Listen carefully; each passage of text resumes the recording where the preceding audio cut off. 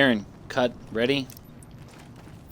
Alright, so in this video, we're going to sit here and discuss the Division story in depth. Right, was that the triple D? Division, detail, story in depth? Yeah, that's it. Alright, so that's what it is. The DDD. We're going to... The DDD. And while we do the daily challenge mission, so hopefully I don't suck too much while trying to sit here and talk in depth. So let's start off with the story and how we'll end our opinions on it. And I will say that it was kind of meh, but the atmosphere to this game and its world environment is really good. However, the story was kind of forgettable, and the worst line is, Hero, what's the worst line? Oh, rogue division, or division agents going rogue and kill each other. No. And then what did Dylan say in response to that? That's how the Darkness Zone should be, Feilau. Preach. Shit was funny. So yeah, the worst line in this game is usually Feilau's horrible dialogue and just her horrible character that she's supposed to play. They couldn't have came up with any better concept than that, just some straight edge, goody two-shoes, get shit done character who takes a fucking arrow to the knee and an arrow to the eye and still keeps trooping along. Nothing, bruh. Nothing, just keep going. Quit the dialogue. Hey, Fetty Wap over here giving no fucks. So that's how that went. Like, no, I didn't care for her. The Benitez guy I didn't like either, because that dude, so I don't know if it's more like a political thing, but when the JTF was coming and they find his balls. When the JTF came and he had to relinquish his power to them, he gave no fucks and did it willingly. That just seemed generic and corny, and I just didn't seem like no, he's like, a I good don't want my character. pussy pounded. I'll join y'all. Yeah, I'll give up all my power and respect to go work for you fags. So Benitez is an idiot. I didn't care for him and everything he offered. Now Paul Rhodes is the GOAT of this game by fucking far. His dialogue is amazing. There's the one where he, at the start of the game, where he's like, whoever said that is a, what do you say, is a fucking asshole. Yeah, that shit was amazing. Oh yeah, whoever said that's a fucking asshole. But even better than that is the line where he tells the one guy he needs to find his fucking balls. I was like, oh God. Man, I need you to calm down and find your balls. Oh! Balls Now that line was gotta absolutely phenomenal. But the best part about it is not just that, but it's the transition from that to the end of the mission where he's like, I'm sorry I made you do that.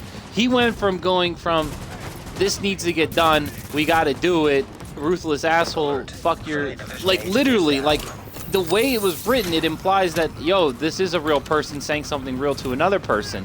It's not just a generic game like fucking Feilau makes it seem to be. It went from, get this done, and he seemed like a badass saying that, to, oh man, I just told this guy who's been through a really traumatic experience that, hey, he needs to grow up, get over what just scarred you for life. You need to fucking suck it up and do this fucking mission for me. And then he realized, he's like, oh man, I can't believe I said that to him. And then he apologizes to him. Like, that was fucking amazing. That took the fucking writing to the next tier with that. But that was it. There's that, and that's about it. Like I was saying, Aaron Keener was absolutely amazing until the end of the game. That fucking absolutely ruined the game for me. Like, they made fucking Aaron Keener this fucking super badass. I liked everything that was going for with him. I understood most of it. A lot of it was fine. But it was that really... I would jump right into that. So I understood all of it until the end where it was like, oh no, Aaron Keener's this super guy that wants the world to burn. That's not what he was. That's not the character they were going for the entire time until the end. Like, it just doesn't make any sense. So I didn't quite understand that transition. Hero, what are your thoughts? Yeah, I didn't like the way they turned Aaron Keener into that dude. Aaron Keener could have been... Oh. Am I still in the party? Oh shit, Yeah. glitching out. Anyway. You got nothing to add? You just gonna sit here and jerk off? No, I mean, you pretty much said everything anybody's got to say on that. And then moving on, I'll go down to Candel. I love Candel's character because in the Russian consulate mission, she like totally forgot about human lives were at stake and shit. And Lau had to point that out if I remember correctly. Something happened along those lines. And like all she cared about was getting the virus and stuff. And I could have sworn they're like, what about the Russian dude? And she's like, oh yeah, that guy. And then when he gets taken, and then when he gets taken, she's like, oh fuck that guy, we got his notes. I was like, that's good, man. I like that. I enjoyed it. Because like sometimes they humanize the characters, which is good, but other times it just makes them also seem humanized because they don't give a fuck. It's like, yeah, Candel's only cares about is finding a cure. She lost her most loved person. She implies that. She makes a joke about wine, giving you wine, but that's it. That's it. Like, you can tell that she just, all she wants to do is find a cure, man. Like, she didn't really seem like she fucking really cared about other people, like, until the end where she's like, I guess We'll send it up. Where did she? What was the other place they mentioned? Was it somewhere in Michigan? Kind of baked right now. Where? I think she said Ann Arbor, but I could be wrong. But anyways, yeah, but she seemed slightly reluctant that she wasn't going to be working on it anymore, and then that she'd have to be working on other people.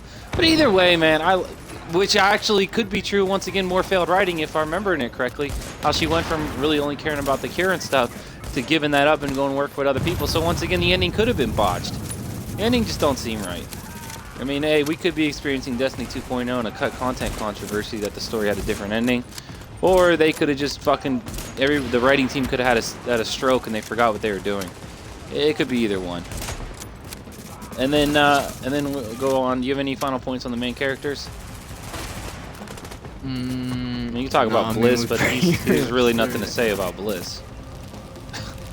I mean, there's those echo logs of him that I want to hear. There might be more depth to his character, but from what I've seen, I haven't seen jack shit. And then, so we'll go to the factions. We got the looter dudes who, I guess, maybe deserve some benefit of the doubt as far as like the depth of their characters, because they've been there from the start of all this shit, and they're like, fuck this shit, we're gonna go and kill people for the fuck of it, and then they feel betrayed by the JTF for not caring about them and shit, and then all the other government agent dudes and stuff like that, I guess, is their backstory. So I give them a kind of pass. I haven't really thought too much in depthly on that, but I know Scanner Barkley gave them the pass on it, kind of. The way he was talking about them. But and the Riker dudes, I absolutely love their characters. Like the way they play it up. The Rikers. Like if they do it right, they can just say, yeah, all these dudes that are in jail, they're all just fucking murderers and all these bad people. So it would make sense on why they're all fucking hell-bent on hanging people by their legs, dangling them. Why they're all tying them up and throwing hatchets at them, or tying them up and leaving them there hogtied. Like, I'm cool with that. That is fucking phenomenal. Like, I wish more games did that like Borderlands did. But Borderlands did it in a more cartoony way, but this game was like raw, gritty way, and I like that. But then it's the cleaners who think burning everything is the solution, like for no reason. It just doesn't really. There's not enough depth of like why they think burning is the greatest thing. They didn't once again like humanize it or real worldize it. They just like, oh, these guys like burning stuff. Like what? That's it, really?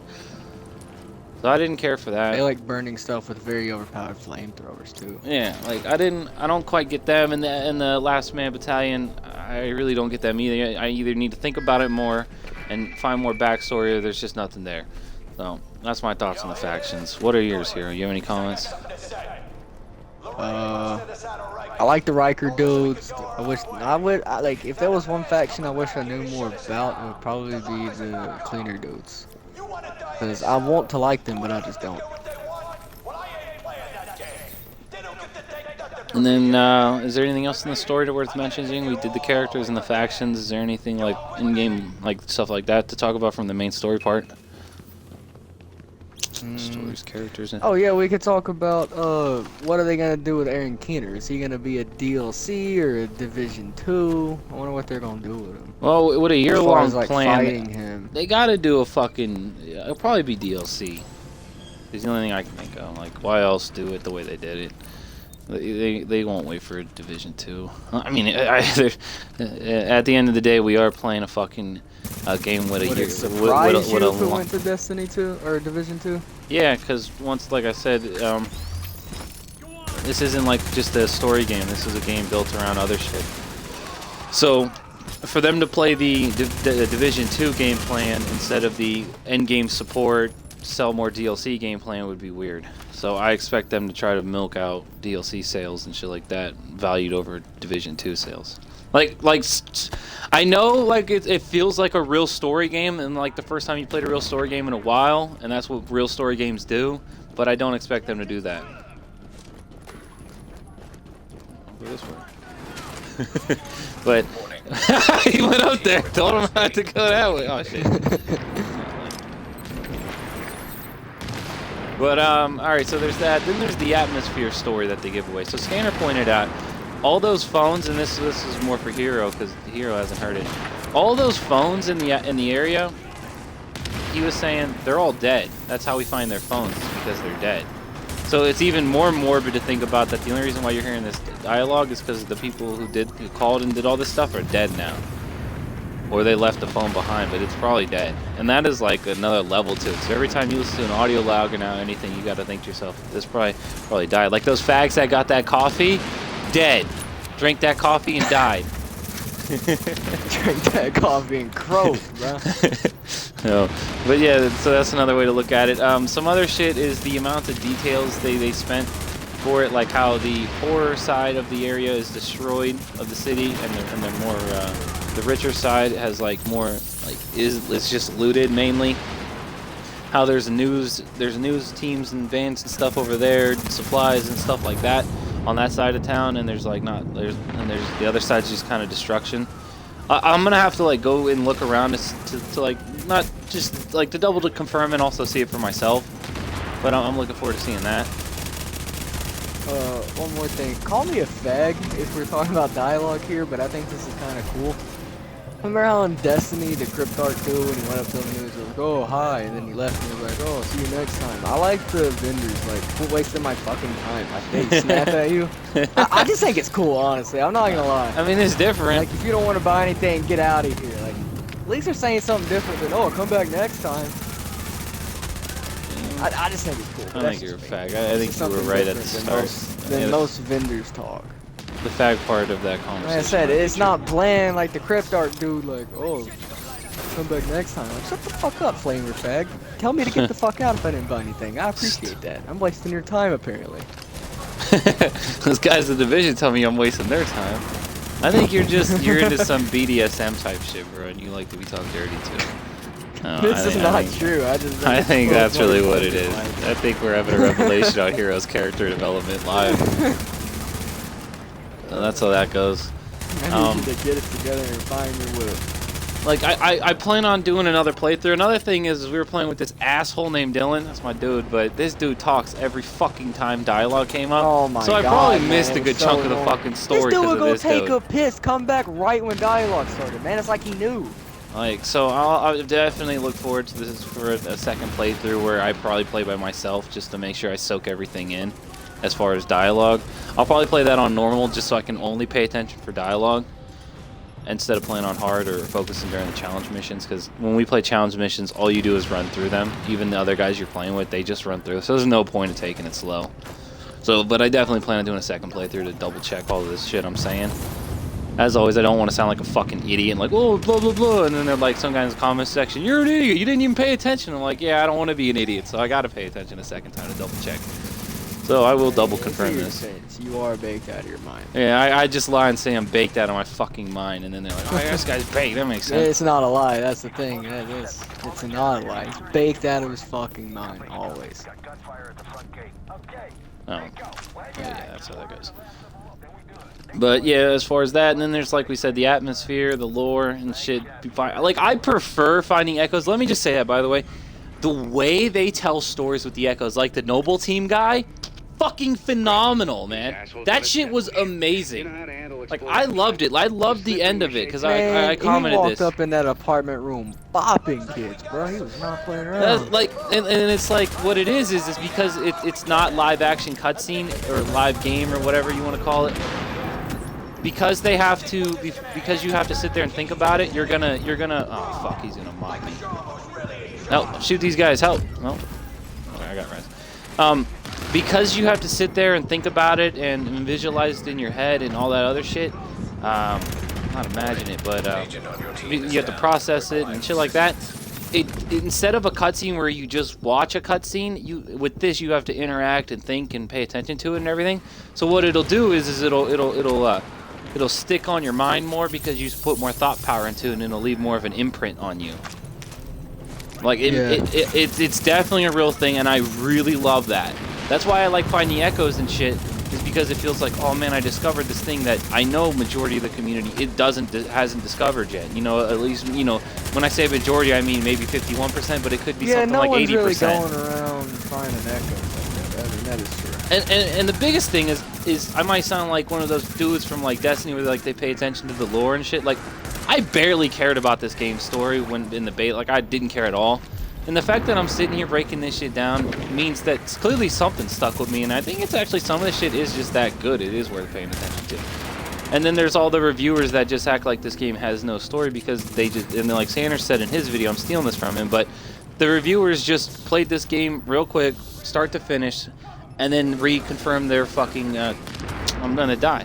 All they wanted to do was reconfirm prejudgment, like, oh, this game's gonna have no story and be shallow. Well, that's because that's what you went in there looking for, and you found it because you didn't want to look any further past what was there. But that's his theory. And then, well, I'm kind of blanked out. Hero, what do you got to say? I gotta pull up this dialogue from the kick chat that I wrote. Ah! What did I say in the kick chat, Hero? What'd you say in the kick chat? I need new talking points. This mission's going on further than I can talk, for once.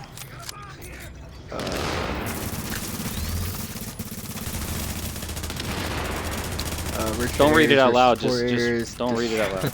Just read if anything is interesting. I'll just do filler shit. Like, hey, look at these guys I'm shooting. Oh, watch this guy die. Side missions and encounters. Oh yeah. So he said, and this is all from Scanner Barkley. If you don't know who that is, so check out his YouTube channel. It's really good. I expect nobody to watch this video anyway, so it won't matter. But he mentions how the encounters and side missions, some of the side missions actually do like the Noble Team one, but not all of them. Some of them are really shitty. They should have added in his video. He recommended that they add more depth to the game with like you go and save like a lady trying to get out of the city or something like that. Because there's an echo. He found an echo of like so it was a married woman calling her husband, couldn't get a hold of him, saying that she's leaving the city with the kid. And like basically saying that my priority number one is to get the kid out of the city, and she was, you know, I don't know, I gotta find this echo now so I can, you know, hear what it says. But it was basically how real it was. There should be side missions like that. I remember what you're talking about. I remember. Oh, we have found this echo. All right, I wasn't paying attention. Yeah. I remember what you're talking about. He's like, I'm sorry, call me back if you get this in time, but bye. Like, that sounds absolutely fucking amazing. Like, I'm gonna have to go and look. I was waiting until I beat the game, like we found all the echoes to play them all again, because some of them are story chains, where they're like a 12-part echo story, so I was waiting to play them all through. Because, like, we keep finding ones that are like halfway through the story, so they make no sense. So I'm definitely interested in hearing that. But these, like, some of these should be. I would much rather have. I'd much rather have side missions where you go extract people and find fucking Heather Wow. I'd much rather have that. Like, no, I mean, like, yeah, like that side mission where you go find Heather Lau's sister. There's no depth to it. She's just going home.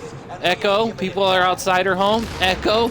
Like, I like the way they told the story that the guy was in there, but there's no suspense. There's literally no suspense because you don't realize that what's happening. Like, I didn't realize that those guys were out there going towards her until like the third time I did that side mission. Like, I didn't, like, it completely went over my head that they were telling a story, just because it was so uninteresting and engaging, and it was also new to me, partially there, but it just didn't make sense. Like, I didn't like it. But yeah, the side mission should have been better and more darker, narrative driven.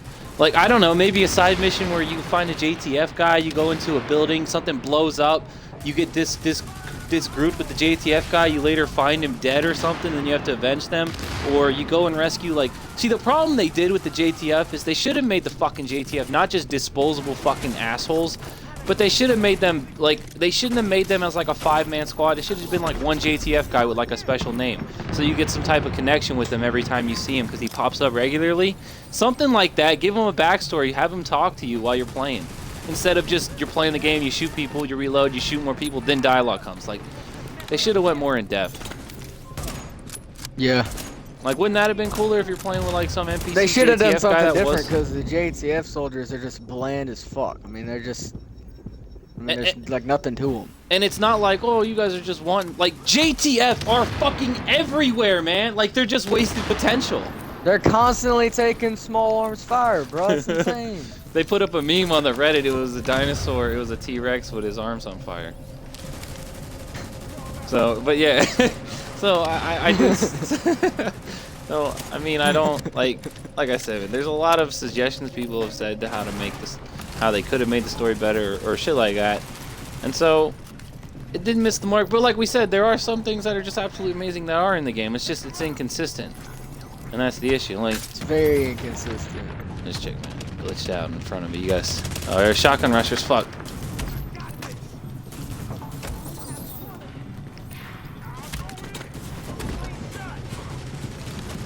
Shit! Here you got any comments? Here they come.